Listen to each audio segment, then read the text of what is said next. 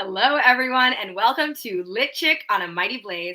I'm Jenna Paone. Today, I'm so thrilled to welcome author Brooke Lea Foster to talk about her newest book, On Gin Lane. Brooke, hello. How are you today? I'm great. Thank you so much for having me. I'm so excited to be back. Yeah, thank you so much for coming back. I know I had so much fun talking about Summer Darlings, your debut when it came out, and we're gonna talk about this one today, On Gin Lane. I think it's even better. I want to say, which I always feel like is the goal. Yeah, I hope so because I always worked hard. You work hard to make You the always second one want to better. write, which Summer Darlings was fantastic. This one I think is even better. It's such a great summer read, so much fun. And we're going to get into all the details. First, though, I just want to give a little intro on Brooke and the book, and then we'll launch into all of our questions. Brooke Lea Foster is an award-winning journalist whose articles have appeared in the New York Times, the Washington Post magazine, the Atlantic, the Boston Globe Sunday magazine, and HuffPo, among many others. An alumna of the Writing Institute at Sarah Lawrence College, she is the author of 3 nonfiction books and the novels Summer Darlings and On Gin Lane. On Gin Lane is a People magazine Best New Book of the Week. Booklist calls it, yeah, I know, I saw that and I was so excited for you. And I was like, this is perfect. Yes, yes, yes. Booklist calls it an engaging story that pairs a strong female protagonist's self-discovery with vivid descriptions of both setting and characters throughout. Publishers Weekly says Foster expertly builds out the various characters, revealing the ugly truths hidden by their wealth and social status. The story of a young woman's self-discovery captivates. And women.com says, prepare to pack your beach bag this summer with the ultimate historical summer read, which I think is very true. Congratulations, Brooke, and welcome again. Thank you so much. It was so fun to hear you read about, say that quote about the characters being expertly built out, because as writers, we fall in love with our characters. And I love the characters in this book, right? Absolutely. And I think any reader will fall in love with the cast you've assembled here. I mean, it's such a great, it's so, what I love about it is it's so unexpected in so many ways. Like I didn't necessarily anticipate all of the different people that I was going to meet that summer. Obviously, we had an expectation of a certain type of character that was going to come up, but I felt like, and I felt like this in Summer Darlings too, that I get such wonderful surprises in your books. First of all, let's start off. Can you tell us a little bit more about On Gin Lane and a little bit more about what inspired you to write it? Yes. So, On Gin Lane is the story of a young socialite, wealthy socialite in New York City in the summer of 1957. And she's newly engaged, and her fiance, who's an auto magnate's son, he seems kind of like the cat's meow, great catch, whisks her off to the Hamptons for the weekend. And when he gets there, he gives her actually gives her a gift of an oceanfront hotel as an early wedding present. And, when it happens, it kind of is this amazing thing, right? Who gets a gift of a hotel? But she's a bit ambivalent because he announces they're going to stay for the whole summer. And she isn't so sure she wants to stay for the whole summer. And the story continues, a few nights, there's this very glamorous grand opening party where Marilyn Monroe and Arthur Miller and Jackie Kennedy and all the people who are kind of out in the Hamptons in that one glamorous summer attend. And that night, the hotel burns to the ground. And the book isn't just, not a great start to the hotel. I know. I feel like readers are probably like in the glamour, and they're like, "What? It's gone! The hotel is gone." But I actually think that's the fun of this book is, it's the pages turn because you want to know who burned the hotel down, but the pages really turn because when the hotel burns down, my character Everly, goes on a journey to find her voice at a time when women didn't really have a voice. That's kind of the way I always think of it. And her relationship, her engagement kind of begins to unravel, and she begins to see the summer in a whole new way and the possibilities of that summer. The idea, we get our ideas, writers in really interesting ways. And Summer Darlings had an interesting backstory, and so does this one. When I was researching I was trying to figure out where a society woman in the summer of 1962, if she was traveling to Chicago, where she would stay. And it turns out she would stay at the Palmer House Hotel on the Chicago Loop in Chicago, which I've never stayed there, but I'm dying to after doing this research. Right. Looks so nice. But anyway, as I found that out, I kind of discovered this whole really interesting story behind that hotel. So that hotel was built in 1871 by a wealthy Chicago businessman named Potter Palmer, and it's a tongue twister, so I always have to take that one slow. Great Um, name. what's that? Great name. Potter Yeah, Palmer. right? I mean, it's a character's name. It's such a character name. Like, we need that guy in a book. I know.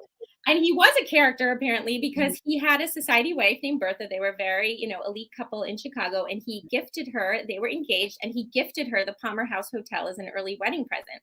And 13 days later, it burned to the ground. Uh-oh. So I literally read that and I thought that is such a great plot. I have to file that one away. So I did. I just kind of had it lingering in the back of my mind. I had a year out of revisions on Summer Darlings, my first book. And when it was time to write my second one, I pulled that back out and thought, okay, I want to build a story using this. So I took I took a New York City couple, I sent them to the Hamptons, and so I feel like it was a really fun springboard to use that story from 1871 to build this one. Absolutely. And do you often find, so that to me is like both an event and a setting in some ways. So like Mhm. so it seems like you kind of built it that way. Can you talk a little bit more about the evolution of the story? So you had the event and then you were like, oh, I'm going to set this in the Hamptons in the 1950s. Yes. And then, so like, can you talk me through the decision making? Then did you go Yes. character, then then plot, like Yep. talk me through the whole process. Okay, so I knew immediately I wanted to set a book in the Hamptons only because I grew up about 30 minutes from there, and I love setting my books in beach towns. Yep. And I didn't feel like this one worked on Martha's Vineyard, where my first book took place. Yep. The Hamptons is a very fascinating place to me growing up. Every summer we'd pack up the car and we'd drive out to Montauk and we'd kind of turn into East Hampton. And you see, the tight hedgerows where you can't see really anything besides hedgerows. You can't see the beautiful houses. You see chimneys and, all these glamorous people walking down the street. And I've just always been so curious, like who gets to live here and what are their lives like? So I knew I wanted to set it in the Hamptons. But I immediately started thinking about my main character, because if I don't have the main character, then all I have is a setting and a germ of an idea, right? Yeah. Yeah. And in Summer Darlings, my first heroine that I wrote, she was the daughter of a single mom. She grew up poor in Brooklyn. She was on scholarship at Wellesley. She was a nanny for the summer. Yep. And I knew I wanted my character of this book to be kind of the opposite. I wanted her to be the poor little rich girl, right? Who really does have problems, though. I didn't want her to be a spoiled brat. I wanted her to be a woman who really had some deep issues in her life. And she does. Her mother has some serious mental health issues that she's struggling with, and she has shouldered that. And she has all of this pressure on her to get married and find find this husband who she can go settle with in the Bronx. In Bronxville, sorry, not in the Bronx, in like the picture perfect suburbs. So I remember I was actually in the Barnes and Noble near my house in the cafe where, I just love to write there. And actually, when was this? Oh, this was actually the winter right before COVID hit in February. Because I'm like, why was I there during lockdown? Because I wrote, I'm like, I don't understand. Before times when we before times. Exactly. Because I wrote the rest of this book in lockdown when I was like juggling, going downstairs, doing homeschool to my kids and all that craziness that we all remember. But I was in the Barnes and Noble writing, and I knew her name. I wanted her name to be Everly because her mother was going to be a Southern debutante who named her this like very, Southern, glamorous name. But I remember writing this scene where the very beginning of the book, if you read the book, where they arrive at the hotel. Yep. And I started just writing who she was. And I don't even know how much of this is still there. The general scene is there, but I don't know how. But I remember looking at the page and being like, hi, you're here. Emily, nice to meet you. Like she really came to me and I just could hear her. I could see her. I could envision what her summer was going to be like. I knew I wanted to get to, the end point. I didn't know how I was going to get there yet. I'm a writer that does a lot in discovery. I don't plot at all. Good. I want to talk about that process. Yeah. So anyway, I really went with Everly, and then I developed her fiance Roland as a character, but he got fleshed out a lot more later. But then really a lot of my challenge with writing the book was synthesizing how to tell a women's fiction story about a woman undergoing great change in this one summer at this transformation while also unraveling a mystery. It was really fun. I'm not lying.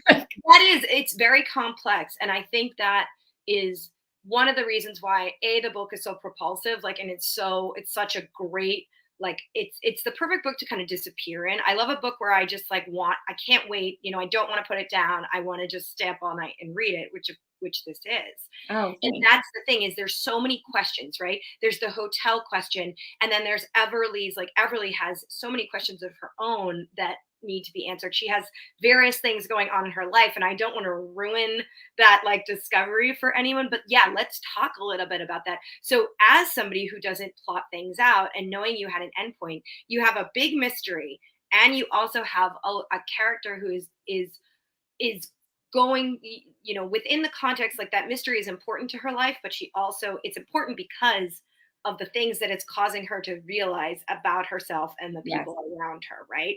So how do you balance that if you're not a plotter? Do you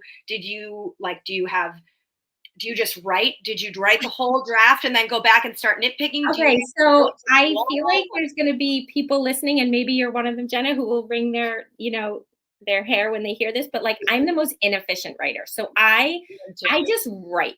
So I can't, like, I've tried to plot an entire book out and then write from it. And it's the biggest waste of time plotting it out, because I completely throw it away once I get started. Cause I'm like, that's just not what would happen. When you're writing bullet points, it seems to make sense, but then when the words come out, it really doesn't. So I knew certain things. I knew she was going to have this older woman, feminist photographer who she was going to meet. And I always knew that my next book would have this relationship between, this kind of mentor like leadership relationship where she kind of takes her under her wing. And that's Starling. So Starling is like an Annie Leibovitz kind of photographer of her time. She's great. I love her. Yes, I know. It's like I even put her in my dedication in the beginning of the book. It's like, maybe we all have a Starling in our lives, right? Yes. So yeah, once I kind of had her, wait, can you remind me of your question? I got lost. I think it was just, I just want to know about the process, how you go about it if you're not a plotter, especially with a mystery. Is it like, do you sort of feel it out? Do you strike me as somebody who maybe the heart of it, which is actually the same thing for me as a writer, is the emotional journey. And it's all about like where you want your character to go at, or where they want to naturally go, sort of. Right. So how do you actually do that when you need to hit these points? So I definitely just wrote it, and I think I have instincts from years of being a journalist of moments when there needs to be change or an emotional awakening. So as I'm writing, I kind of explored her own emotional reactions to things. So I knew that once she met Starling, this photographer, that she'd be in the studio a lot.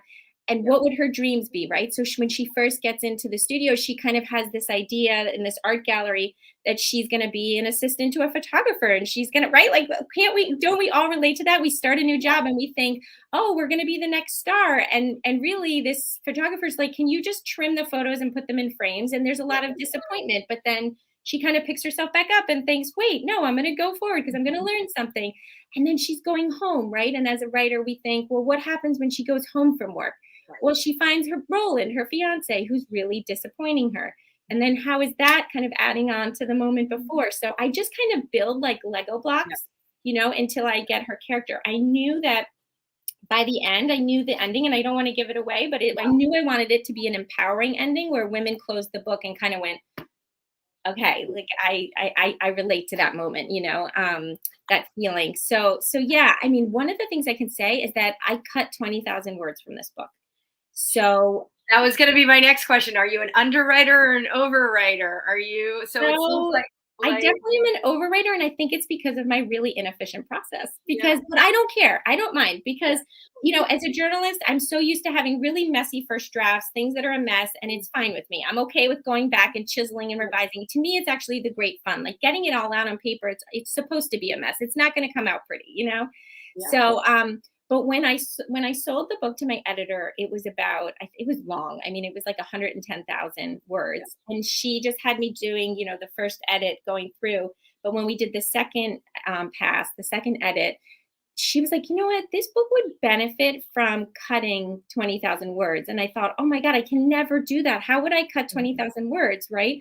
As a Yeah. writer, that's horrifically scary. But I will Yeah. say it was the best thing I could have done to the book, because there were chapters where the chapter was doing one thing. So when you were asking about, Everly's journey discovering who Yeah. she is as a woman and as an artist and a creative, maybe I would have a chapter where she was figuring something out, but then there was nothing about the fire. Then there was nothing about Roland. There was nothing about her friendship that she was working on. So every chapter had to have a little bit of everything. And that was kind of how I synthesized it and was able, I think I didn't cut exactly 20. I think it was like 18,000, but I got there. And I think the book is so much better for it. It reads so much faster. I love that. I love hearing that, because I'm definitely that person that's writing like hundreds of thousands of words, and I'm like, this is all going to go out the window. But like, you kind of need to do that to sort of get it. Even if you never use it, it's sort of like you need to know. Like Yeah, you need to you know need to know. even the moments that are like off the page. You need to know Yeah. what those moments are. So how do you approach editing? So like when you get that note of like from your editor, like you need to cut 20,000 words, and you're like, that's impossible. I can't do this. Yeah. How do you do it? Because Okay, you so the first thing I did was what my agent always suggests doing, which is cut one sentence from every page, because that's just a sneaky way to get rid of a lot of fat. Like you actually can really do it. It seems like you can't, but you always can. But then what I always do, and this is something I've done since I was a journalist, I print it out. And I print it out in a funky font, nothing that's hard to read, but maybe Courier, something that's not Times. And I sit in a quiet room by myself for the 5 hours and I just read it. And when you do that and you have that extreme focus, no social media, no kids hollering your name or tugging on your leg, right? Like it's just extreme focus. You see what's wrong with your story. You see it, it emerges. And that's really what I did. I sat with that book and I could see, wait a second, this chapter is all about this, detective coming to investigate and asking questions about the fire. But where's Everly in this chapter? This is just me dumping information on the reader, right? Trying to lead them, give them, breadcrumbs for the mystery. So I remember going back to that chapter and really beefing up the relationship she had with Roland and what their struggles were at that moment. And same with some of the chapters with Starling. I remember going in and seeing that, wait a second, I was adding the struggles of Starling. So let me just say really quick, Starling is somebody who's been estranged from her daughter. She was, when her husband went off to the war in the 40s, she got a job working in newspapers, taking photos. And then when he comes back, he kind of expects her to go back into the home, and she won't. And she doesn't sacrifice any of that for her family, her career, for her family. And that just like changes her whole life. So I wanted her to be, So anyway, I just went back to her and I added this stuff about her, the estrangement from her daughter, and really beefed that side of her up. And once I did that, it really helped. It helped the story move along. So I really do. I just go in chapter by chapter and kind of synthesize things, but I have to hear it. I have to see it. Anissa asked, do you read it out loud? Do you read it to yourself out loud, or do you read it? I read parts of it out loud, but honestly, I read it out loud when I'm working on dialogue only. If I'm doing a dialogue edit, then I'm reading it out loud. Your dialogue is very natural. I do have to say, I think it like really, like, I think it sounds, it's that thing, that magic of dialogue where you want it to be writerly, but also real, true to life. I think your dialogue is very good. I think it's thank you. Well, let me tell you, my dialogue never comes out good. So again, the journalist in me, I just plop, general ideas of what I think they would be saying. And sometimes it sticks. But I just don't worry about, I don't get hung up on what they would say and how to make it natural, because I think it's too distracting and it'll really slow you down as a writer. You sit there spending, an hour trying to figure out one sentence, I just move on. And then when I'm doing these kinds of edits, I can hear it.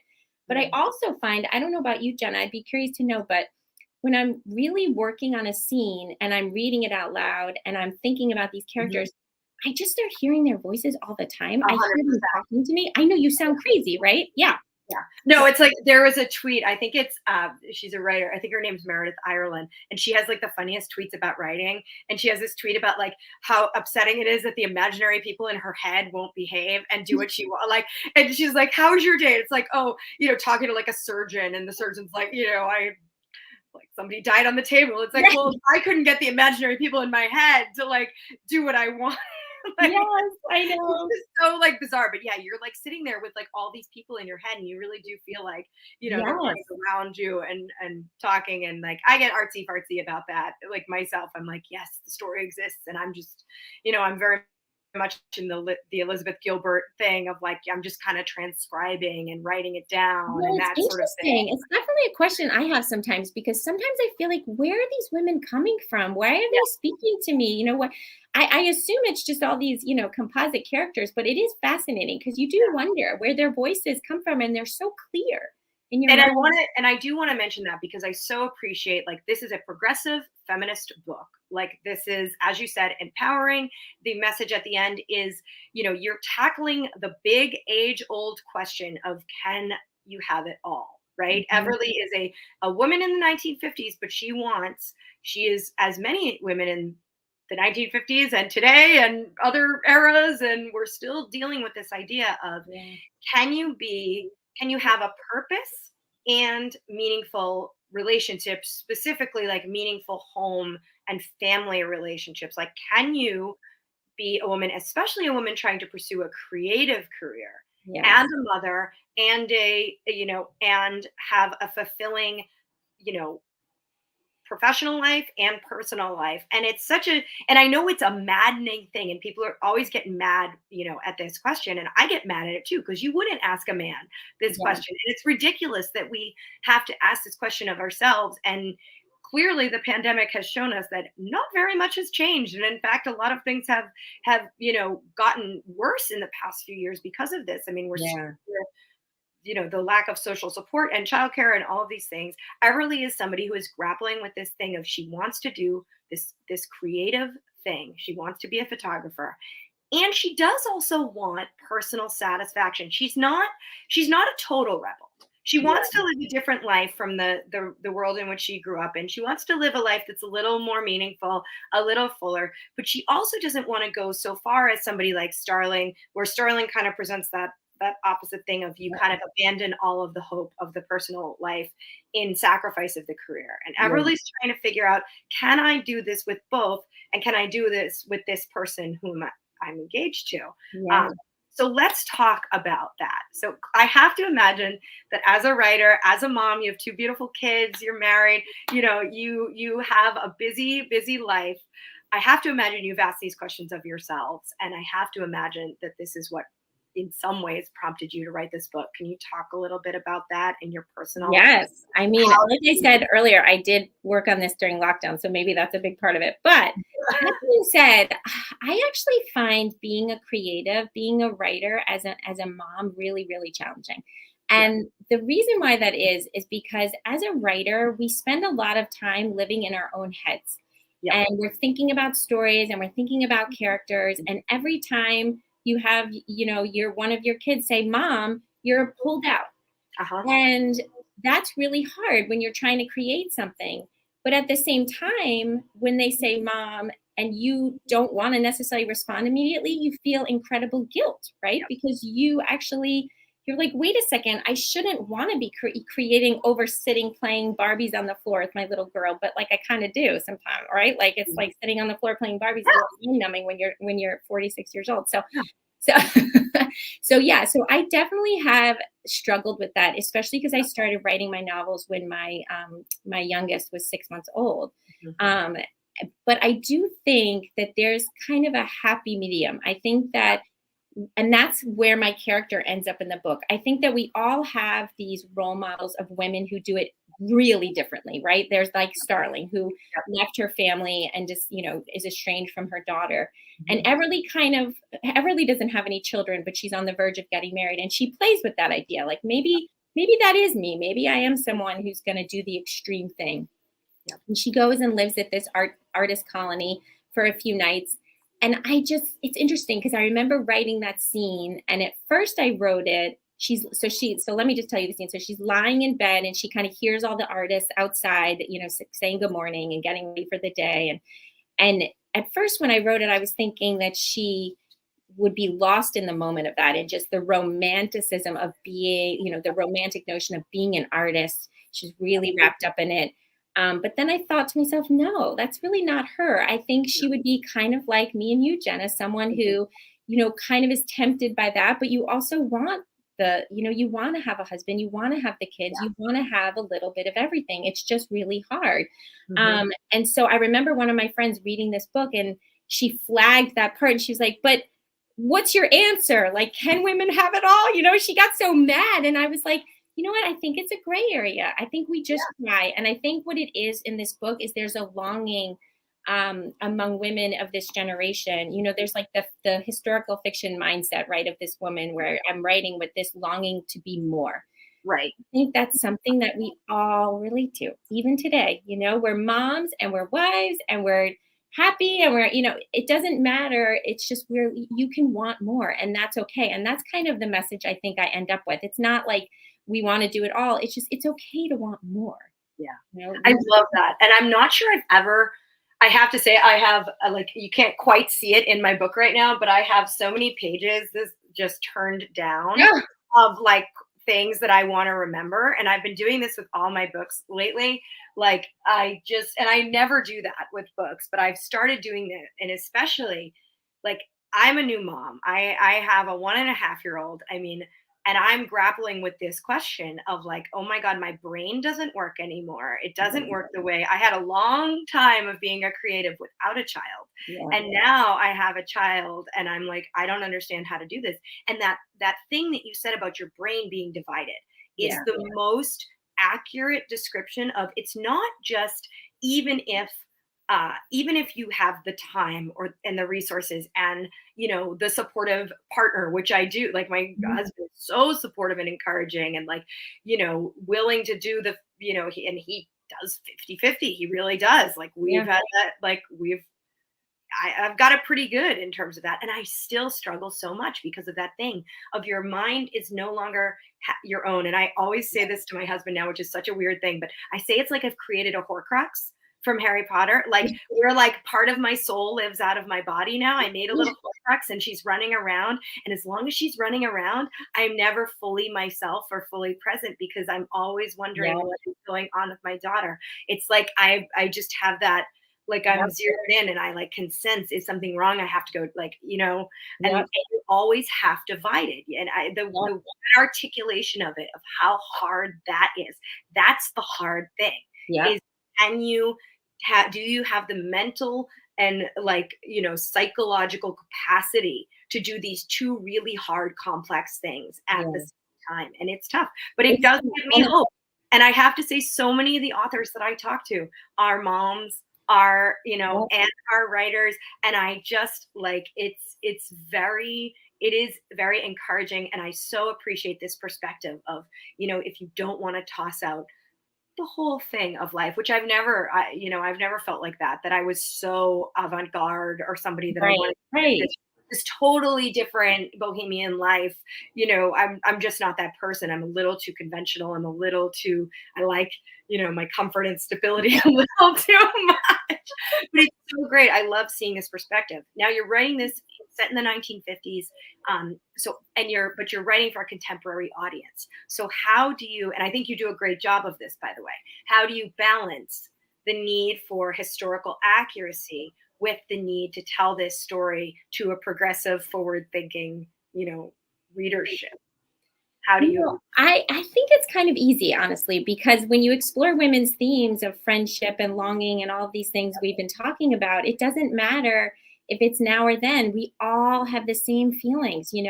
I like to joke that in the Hamptons, when you drive by the houses are so big and the families inside have all the same problems as the families that live in the apartments down the street. It's just they're playing out in much bigger houses, in much bigger rooms with fancier furniture, right? So I don't think that was hard, but I did find that researching this book was really, really fun because going into the Hamptons in 1957 was fascinating. So, for example, talk about that. Tell me about the research about the Hamptons. That's why we read this book. So, for one, there was a dress code in Southampton in 1957. right? So I was Love a interviewing. dress code. Right? No, but like it's hysterical. So I was interviewing this one woman who she's like fifth generation Southampton. And she was saying her mom went to the market one day. They lived down on Gin Lane, and her mom ran to the market one day to pick up groceries in hot pants and a blouse. And a cop came up to her and said, "Ma'am, you better go put some clothes on, or I'm going to give you a ticket." Oh my gosh, Right? I love that. Like, what? What? Like, it was actually on the books? Like, it was like a law? It's not. an actual law. If you were caught wearing a beach Oh, cover-up that was at all see-through it had to be fully covering everything down to the knee. Like it was a law on the books. Isn't my that crazy? dear. Oh my I know. God. That is Okay. aggressive. Very, very. And now when you think about, I mean, Southampton still, it's people are in, preppy outfits and Lily Pulitzer and whatnot walking down the street, but still you can imagine some really cute beach cover-ups that are sheer and, you don't think much of it these days, right? So that was great fun to learn about. And then there was a race car track. Do you remember the scene in the book where they go to the race car? I thought that was so great. Like that whole race car thing. I didn't know about that, and I was like, "Oh, this is such an interesting." And I think you worked it in such a great way. Yes, I was determined because I was like, when I learned that there were car racing, there was car racing in the streets of the Hamptons in the 40s and the 50s. And then in the year that my book takes place, they had to open a racetrack, and it's in the Sag Harbor area where there's now a golf course. You would never know, like there's little remnants of it on the golf course that people have told me about, but otherwise you'd never know it was there. And like to picture these like beautiful little towns with like people holding racing flags and cheering people going past the potato fields and, seeing the ocean down to the horizon. That was really neat. There was some scandals. So in Southampton, that summer, Dan Ratner of Dan's Papers was telling me this one, and I just thought it was so interesting. So the Southampton Bathing Corps is kind of the elite beach club there. It's so hard to get into. Like famously, Kate Spade didn't get in. Like there's all these like crazy stories. But back in 1957, it was all the summer colony people who were getting in. But there was a professional class of year-round Southampton residents who wanted a beach club, and they thought to themselves, like why did they get to have all the fun and have a beach club? Because they couldn't get in. So they started their own. And so now there's like Southampton tennis and, it's neat that that's how this stuff came up. And then there's a couple of areas where people were telling me that when you drove through Route 27, which is the main drag in the Hamptons, you were just looking out across potato fields straight to the ocean, which is really hard to imagine now, because even if you haven't been to the Hamptons, it's gargantuan house upon gargantuan house upon, you can't see the ocean unless you drive to the end of a lot of the roads. So that was really interesting. But, writing historical fiction in general, I don't know what you're writing, Jenna. You'll have to tell me, but I feel part historical, part contemporary. So I do. It's a little of both. Okay, interesting. And actually, my book is set in 1957, which is really on Cape Cod. Yeah, and I want to know why you chose that year. If there's a specific reason. Okay, I have so the reason. So Summer Darlings was 1962, right? And I chose that because I wanted it to take place right before Kennedy was assassinated, right before Betty Friedan's The Feminist Mystique came out. But I picked the summer of 1957 in the Hamptons specifically because Arthur Miller and Marilyn Monroe were out there this summer. That summer, and I wanted them to be in the book. And I knew it was so risky that in chapter 2 or chapter 3 that readers were going to suddenly be meeting Marilyn Monroe on the page, but I couldn't not do it. It was just so there. Like it was their happiest time together. They were famously out there all summer. She would drive really slow through East Hampton in her convertible with little dogs yapping around the back, right? It was just so cool. And I also feel like Marilyn Monroe made a cameo in my first book too. She dies and they're all crying about it. And, but I always feel, I am a feminist and I'm somebody who really looks at women, from that point of view. And I always looked at Marilyn Monroe and thought she's a much smarter person than people ever gave her credit for. 1,000%. Right? And she was an empowered woman in a lot of ways. I mean, there's a lot of other sides of her, I know, but that was what I chose to see. And I love the idea of her being at this party with my main character and giving her this little nugget of empowerment, giving her this information that would set Everly on her journey. And it was really risky to put words in their mouths, Arthur Miller and Marilyn Monroe, but I just really researched her and I got a sense of how she would have said it, and I didn't want it to sound all, oh, Mr. President, that was not happening. No. And I think it's one of the really fun parts of the book for people to read. I mean, exactly where you are in time immediately, right? As soon as you see that, as soon as you hear that, I mean, I love that. That's like, I love a cameo by a real person in a fictional, narrative. And I also love the composite character of somebody like Starling. Like, I actually had to go and look up, is Starling a real person? Because I was like, this could be a real person. Like, I need to, and then, I read your author's note and everything, and realized, that she was fictional. But I do love that. And I love hearing that was part of your reasoning, to kind of ground people in history and ground you in the reality. And then, and then you take that and you create the fictional world. Right. I so enjoy that. And, so I want to talk too about, 1950s, 1960s. So clearly mid-century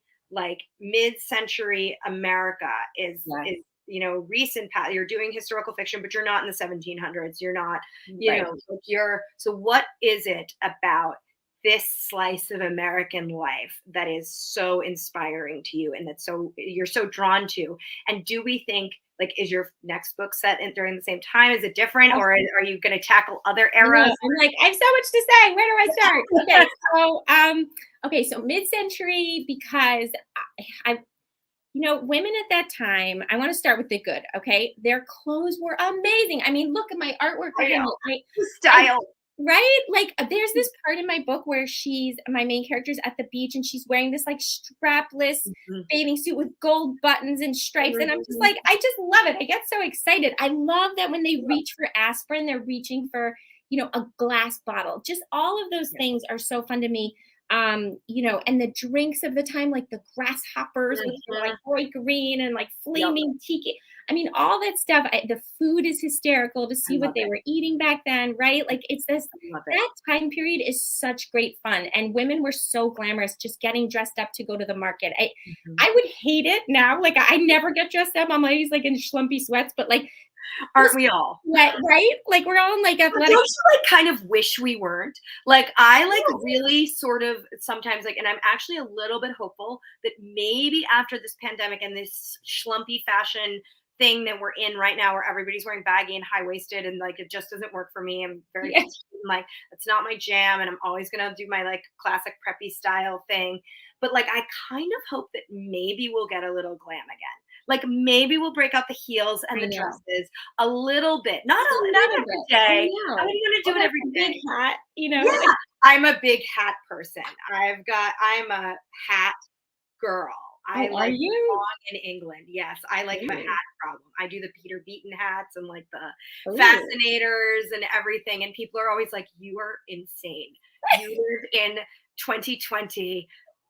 Massachusetts. You are not Kate Middleton. You do not need I love that. And I'm like, but maybe if I'm on my way to the club with Gerald. And they're like, who do you think you are? Anyway, back to, I love the details. Let's go back to. It's like we get to, it makes me think, hearing you talk, we get to play out these fantasies in our writing, right? So we get to have fun with all that stuff in the writing.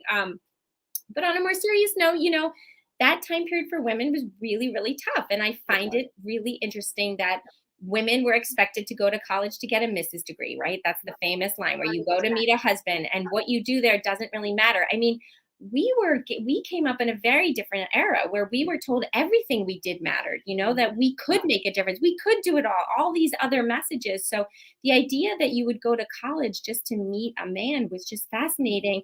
And then all this pressure women felt to be the happy homemaker. We see the jokes, we see the 1950s comics, and we all chuckle, but I can't imagine really living in that time with that kind of pressure.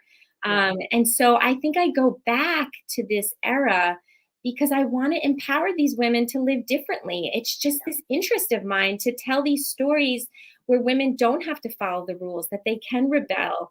And, maybe I'm kind of working through some issues in the present of my own, but at the same time, I just love historical fiction because you can play with history a little bit.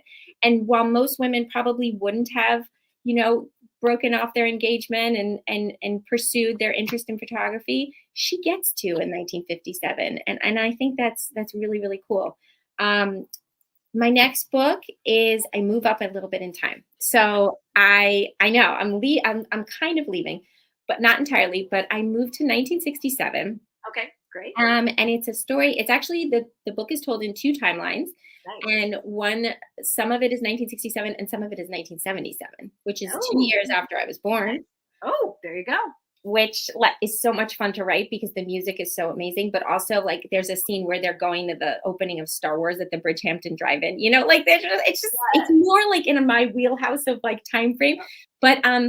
But yeah, I chose 1967 because I thought it would be interesting to follow these two friends who are carrying this secret over many years, Mhm. but do it at a time where the country was in such flux and change.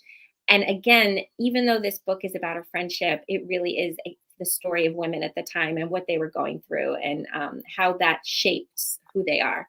So it was really fun. It also takes place in the Hamptons. I was gonna say, so you're staying in the Hamptons. So that's is I that have have. you found your home in the Hamptons, do you think? Is this gonna be are I we gonna don't, see multiple books in the Hamptons, or are I we don't gonna like know. I'm not sure because it just became clear when I started writing that third book that I wasn't ready to leave yeah. there. There was more stories I to tell. I just saw these two characters and I knew I wanted it to be there. My parents met out in Montauk in Ooh, 1974, that's a and good story. I wanna hear right. that story. So they met. My dad played music, and my mom was out there. And that's a story of its own. But then they tell me stories of the times out there. Like the Rolling Stones were out in Montauk, staying at the Memory Motel. My dad's band played at Andy Warhol's house. Like That's my super mom cool. Oh, remembers going to parties there because he had these wild parties. So Andy Warhol, of course, is in my third book. I love Um, so making cameo, but yeah, so it's fun to go to those times because I that. feel like that's my parents' generation where I've heard all these stories from my aunts and Mhm. my uncles, and they're true stories that they've told me, and they kind Yep. of are sneaking their way into that book. So I'm not sure where I go next. I'm still so in that story. It's done. It's with my agent. But then I'll go back obviously and probably spend another year revising because that's what we do as writers. So once I'll come back to you and let you know. But I'm not sure if I'll stay in the Hamptons with the Yeah. next one. What is it for you to write about? Like, what is it like for you to write about the Hamptons? Like, so you grew up on, on Eastern Long Island, and obviously you have a different perspective of Yeah, the Hamptons. And I do think, especially in Onion Lane, you show kind of all of the different perspectives and the ownership of this piece of yeah, land that many people find very, very appealing. And obviously, the Hamptons now is different in so many ways. It's so sceney, but it's also not so different yeah, it's always been an enclave of extreme wealth and privilege. yeah. And at the same time, you have regular people who are living their lives in this beautiful place. What is it to kind of for you to write about that and from both the insider and the outsider Yeah. I perspective? mean, both of my books do that because I love looking at the haves and the have-nots in beach towns. Yeah, The beach towns are me really too. right? They're Because fascinating they're because so it's like fascinating. this different thing of all these people banging up against each other. Like that's Yeah. yes. I know. And so I have family out there who are year rounders, they're Mhm. locals, and I have family out there who are summer residents. Yep. And what I think I experienced firsthand growing up in their relationships, no one was outwardly tense. Everybody Yeah. got along, but you Yeah. could see little issues crop Mhm. up. There was definitely this sense between locals and Mhm. summer residents, the question of whose town is this really? Whose beaches are these, right? And everybody wants to lay claim that it's more theirs than the other, Yep. and they somehow, everybody out there on both sides, they manage to live peacefully, but there's definitely resentments Mhm. that crop up. I remember one summer, one of my college summers, I was a nanny for a family out in the Hamptons, Yep. which was amazing. He was this little 7-year-old boy who made me actually want to have kids because I was like, Aw, he was that's just this nice. little artist. He was so cute. um, but I remember I would describe the mother to my aunt, and my aunt would be like, oh, spoiled. Like, who she thinks she is with a net, And it's like that's the local mentality, though. Is oh my God, look at these people coming out here with all this money. Yep. So there is that tension that just exists. And then I noticed with some of the summer residents out there, there's a fascination with locals, of wanting to get to know locals and feeling like they could be more authentic if they had friends over, all of those things crop up in my book. There's a hierarchy. I don't know if I'm sure you've noticed that. And yes, and I want to give a shout out. Our producer, Julie Gerstenblatt, and our associate producer, Michelle Sloan, are backstage, and they're fielding questions and monitoring the social media discussion. And please, if you have any questions for Brooke, please pop them in the chat, and we'll try to get to them in just a minute. I don't know if you've noticed, like, the hierarchy of, like, it depends on who you talk to, right? But there's actually a few groups, right? There are there's the tourists, right? There's the tourists, and I would say they're at the bottom. Like, nobody likes the Everyone's annoyed by nobody likes the day trippers. Nobody likes somebody that comes. Nobody likes the week-long cottage renters like that. And I'm totally, like, this is just, like, from the perspective of, like, these summer communities. And then you have the people who are, like, new summer residents. Who haven't, like, who just bought the house, right? Then you have the people that are the summer residents who have been going there forever, and their families have been ingrained forever, and their parents went, and, like, you have the family home, or, like, the family, compound or whatever. And then you have the people who live there all year round. And it's so interesting. The different groups, each one has their own, like, hierarchy in their minds, and they're always at the top. Right? Yeah. They're always at the top, whoever it is, and everybody else has this order beneath. It's fascinating. It's so fascinating. And I have these little moments in my book, I don't know if you noticed, where it works its way in. So I remember there's this one part where my main heroine, Everly, she's just getting into the hotel, and Roland's giving her a tour, and he disappears into the bathroom, and she's kind of checking self-consciously, like, her makeup in the mirror. And these two housekeepers walk around the corner, and they're making fun of her. They're, like, talking about what a spoiled brat she is, and what is she going to do all summer, and kind of writing her off. And Everly just wants to shrink into a corner, but then she actually kind of stands up for herself a little bit, because she's also a little angry. But I feel like that's the tension playing out, right? There's another moment when Starling, the photographer, Everly goes to meet her for the first time, and she's kind of trying to feel her out. Everly's trying to feel Starling out and get a sense of, will she actually take, me under her wing? Will she show me anything?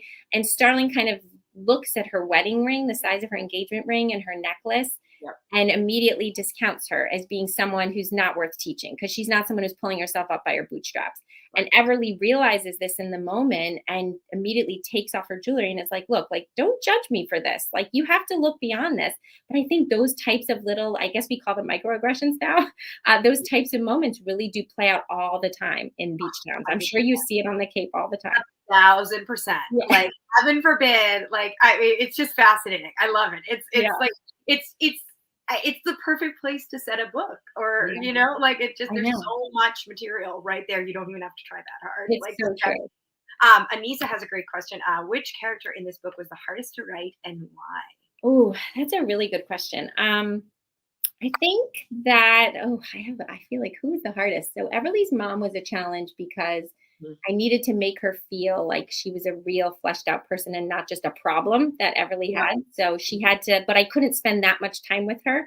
But I think, honestly, the hardest one was Roland, the fiance, because he had to come off as being sparkly and kind of like the guy we all would want, the catch. But then I had to kind of slowly unravel his imperfections for the reader, and make it clear that we weren't going to like him, that there was more to him, but I didn't want to give it all the way up front. So I feel like building out that part of his character was really a challenge. But that's a really good question. I think all characters are hard to write, because you have to really delve into them and get to know them. I mean, I know with Everly, her name, I had told you guys earlier that, it was a Southern name, but I wanted her name to become a symbol of her change. And so I made her have the nickname of Lee, so as she started cooking and started becoming more, getting in touch deeper with herself, she just kind of grew into that name even more. But, all of that stuff kind of deepens your understanding of your own character as you're going through all of your revisions and words over and over and over again. I love that. Mindy has a great question too. What kind of books did Brooke enjoy reading while growing up, and what is she reading now? Oh, that's a good one. So I would say I read everything from like Flowers in the Attic, those like books you'd buy at the grocery store, to, serious like Jack Kerouac kind of Catcher in the Rye. I love that stuff growing up. But the books that made me want to write fiction actually came later. I mean, I could trace it back to Where the Red Fern Grows and Bridge to Terabithia and all these books I read in middle school, where I remember thinking to myself, oh my God, I'm crying. How did this writer do this? Like, I remember thinking that. But it wasn't until later when Beatrice Williams' 100 Summers came out. Do you remember that book? I love that book. That's one of the books that made me want to write it Oh too. my gosh, Like, she's like an army of us. We just talked to Beatrice last week. She's awesome. She's like, we talked to her and Lauren Willig and Karen White about their new book, Blossoms. Yeah. She's one of my absolute favorite writers on the planet. I think she, like, that book is, I think, so you know how so I'm a songwriter. So I come from the music industry, and I've been writing songs for a long time before I started writing books. And I have this idea in my head of like the perfect song. And I also have my idea in my head of the perfect book. And I think she wrote a perfect book. She did. I totally agree. I feel like it touched on all of the elements of a book that I love. Yep. And so when I read that, I remember thinking, oh, wow, like I want to write historical women's fiction, because I didn't realize you could take a contemporary kind of storyline of contemporary women's fiction, but set it in the past. It all came together for me at that moment. That's so interesting, Jenna, that you had a similar reaction. Oh, such a strong reaction to that book. I read it over and over and over again. I feel like the language, everything, the story, so atmospheric, the time, it's just perfect. It just like the pacing of it, and I think it's so underrated. I don't understand why more people don't talk about this book, because at the time it blew up. People do, but I want this book to be like. I'm like, where's our movie? Where's our I want that's true. That's like one of what I would call my top 10 books. Yeah. In terms of, that I would read over and over and over again forever. That's so interesting that's like, and I see a lot of that. That influence and inspiration. I think you're being yourself. But totally. You're doing it differently, and you're doing it the way you do it, which is what we should all do, right? But that's interesting, because I see that influence, and it's that sparkling. So there's something about a Beatrice Williams woman that I love as a protagonist. I see that same thing in your protagonist, that they are sparkling and capable and very, very interesting women in a way that is not I so appreciate that we are getting away from ingenues. We are not these are not ingenues. These are women who are capable and resourceful, and it's the Midge Maisel kind of thing too. Maisel, where you have this very intriguing woman at the center who is not quite the cookie cutter person. Exactly. And I also think, just because of the backlash to social media and everything being so perfect on social media, I think all of the women characters that I love are always women that have complications, that are real.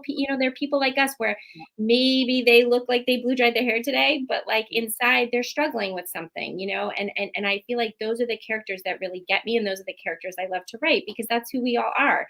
We're not those perfect people smiling on social media that we all, are looking at. So yeah, that's a big part of it. And social media, I think you're killing it in the social media game right now. You're giving us so many fun tours of the Hamptons, and the time I Kate Cotter. So, and I've been to, actually, my bachelorette party was in Montauk, and actually, now that I think about it, it was the whole Hamptons. We started in East Hampton at a friend's house, and then made our way through the vineyards and everything, and then made it to Montauk.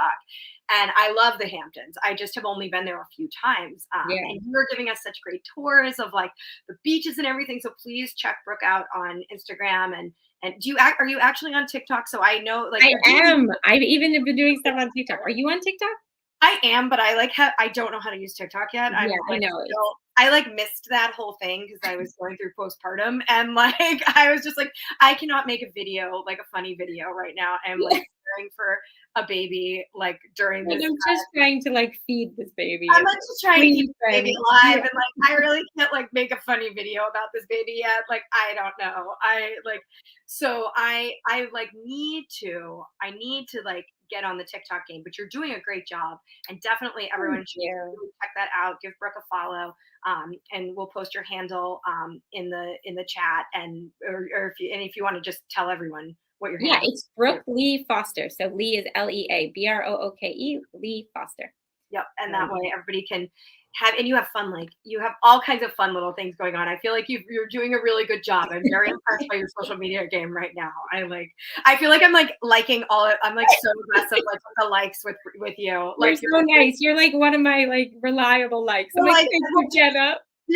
I'm like, she's gonna think I'm so creepy, but I'm like, yeah, Brooke, go Brooke. Like, No, as authors, we just a put our nice gift out in the person, world, right? and we're like, please, someone notice, right? Like we're so excited when someone keeps liking our stuff because we're like, okay, someone's actually paying attention. I feel the same way. Oh, and thank you. Is it Bozania? How do you say that? You skipped Women's Circle today for us. Like Oh that's my so gosh. awesome. Thank you. Oh my gosh. Thank you. That's so Guys, nice. I'm sure like Brooke has. I'm sure you have signed copies. I'm sure you're doing some live events too. You're still doing Yep. you're doing a lot of live events. Check out Brooke's website and her social Yep. media for those details. I know you're gonna be doing lots of that. Go say hi. She's really a nice person, and like clearly I actually love meeting people because with my first book, it came out during lockdown, and I was, in a mask with plastic gloves on, passing books back and forth to booksellers through a door. And I did my first live event. Actually, it was just a couple of weeks ago, and it was just so fun because you hear the reaction from the audience, you hear the chuckle, you see the smile on someone's face, and it's such an incredible feeling to then talk to readers afterward and hear their views of. I love it. So yeah, definitely come say hi or say hi on social media. And you have something? Do you have something this weekend? I do. Actually, I'm going to be down in Rehoboth at Browse-About Books and then Bethany Beach Books. So anyone who's down in that area, please come say hi. I'll be there in the morning and one in the evening. So I love it. Brooke, I could talk to you all day, but I don't want to take too much more of your time. Or thank you to our fabulous audience for joining us today. Thank you so much to Julie Gerstenblatt behind the scenes, who is an amazing historical fiction author in her own right. And her book, set on Nantucket, is going to be out next spring. And we can't wait for that. Daughters of Nantucket. So start, bookmarking now and looking forward to that. She's amazing. And Michelle Sloan backstage, thank you so much. Everyone, thank you for the great questions and for joining us today. Next week, we have Jamie Brenner, Guilt, which we're so excited about. Hope you'll join us then. Brooke, thank you. Congratulations on Gin Lane. Thank you. One last question before we go. Perfect summer day in the Hamptons. Can you give us one? Give us a day. Oh, beach at Ocean Road, picking up lunch at Pierre's in Bridgehampton, and then you definitely have to stop for ice cream at Candy Kitchen and shopping in Southampton. And on your way out, as you head back to the city, West Hampton now has an amazing shopping downtown with great restaurants. So definitely make a stop there. And don't forget to pack on Gin Lane so that you can read it on the book in the Hamptons. I love a book that you can take. If you're going in the Hamptons this summer, you have to read this book. Like, I hope it's on every beach in the Hamptons this summer. Yeah. I hope we see everyone reading it. Same. I'm going to try to walk down the beach and snap photos. Yep. It caught in the wild. Like, exactly. Go up to people and be like, I wrote that. You're welcome. Hi, Brooke Lea Foster over here. Bye. Thank you so much, Brooke. Thank you to everyone for joining us. Thank you again, Julie and Michelle backstage. I'm Jenna Paone. I'll see you next week on Lit Chick on A Mighty Blaze.